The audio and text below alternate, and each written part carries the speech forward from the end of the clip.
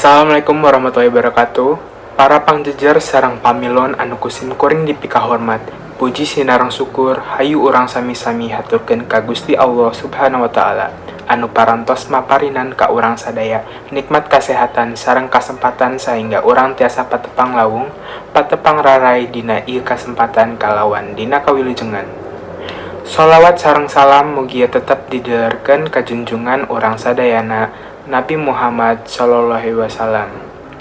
Teu hilap ka kaluargina, ka para sobatna, sareng mudah-mudahan nepi ka urang sadaya salaku umatna.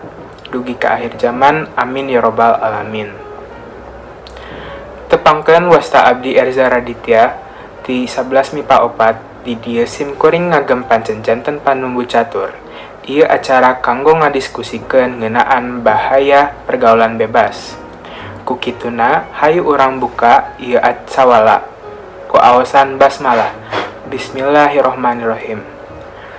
Para pangjejer sareng pamilon anu kusim kuring dipika hormat, sateuaca ninjak kana acara nu salajengna supados teu disaha-saha sim kuring sejenepangkeun para pangjejer nu bade ngadugikeun kamandangna. Pangjejer nu kahiji nyaeta Devano Naufal Akbar anu asalna ti Jatiwangi, Bogor kaping 7 Februari 2004. Mantena mangrupikeun murid ti SMN hiji Majalengka. Wilujeng enjing Devano hatur nuhun kana kasuntinganana. Pangjejer nu kadua nyaeta Hanida Arimawarti ti Kadipaten Bogorna kaping 7 Februari 2004. Mantena mangrupikeun murid ti SMN hiji Majalengka. Wilujeng enjing Hani hatur nuhun kana kasumpinganana. Para hadirin supados urang leuwih neleman ngeunaan jejer anu bade dibahas ku urang sadaya. Hayu urang regepkeun kamandang ti para pangjejer.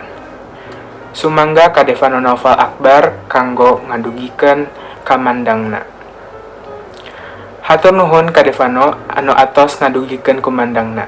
Sae sareng leres pisan anu didugikeunna. Parantos muka pandang urang sadaya ngeunaan bahayana ti pergaulan bebas.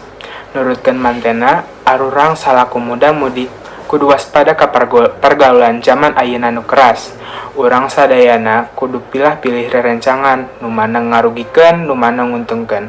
Kukituna arurang kudu ngajaga sareng waspada ka pergaulan zaman ayeuna anu keras sareng bebas. Kumargi kitu, hayu urang lejengkeun wae ieu sawala anu kaduanya eta Hanida Arimawarti. Mangga ngadugikeun kumandangna. Hatur nuhun ka Hanida anu atos ngadugikeun kumandangna. Nurutkeun mantena, contoh ti pergaulan bebas teh nyaeta aya seks sateuaca nikah, ngagunakeun narkoba, nginum amer, tawuran pelajar, jeung sajabana. Loba rugina lamun arurang tos terjerumus ka pergaulan bebas. Matak arurang kudu nyari pergaulan lingkungan anu sehat. Kulantaran waktos anu sakedik, mangga kanggo pamilon nu bade tumaros dina ngadugikeun patarosanana kedah ngacungkeun pananganana teras nyebatkeun nami sareng asalna. Hatur nuhun ka Arif Muhammad ti Cigasong anu tos ngadugikeun patarosanana. Patarosanana nyaeta naon wae penyebab kajadiana pergaulan bebas. Sumangga ka Devano Naufal kanggo ngawaler patarosanana. Hatur nuhun ka Devano anu tos ngajawab patarosan ti Arifki. Jawaban ti Devano tentang penyebab kejadian pergaulan bebas teh nyaeta bisa jadi ti faktor keluarga anu teu harmonis, kirangna perhatosan ti sepuh, lingkungan nu awon, kurangna sakasadaran ti individu. Teu karaos ieu acara teh tos rengse dijalankeun lancar. Hayu urang ngucapkeun hamdalah alhamdulillahirabbil alamin. Abdi salaku panumpu catur bade ngahaturkeun hapunten bilih aya kalepatan cariosan anu teu ngeunah ka hadirin sadayana. Sakitu wae anu tiasa didugikeun ku kusim kuring. Hatur nuhun kana perhatosana. Billahi taufiq wal hidayah. Wassalamualaikum warahmatullahi wabarakatuh.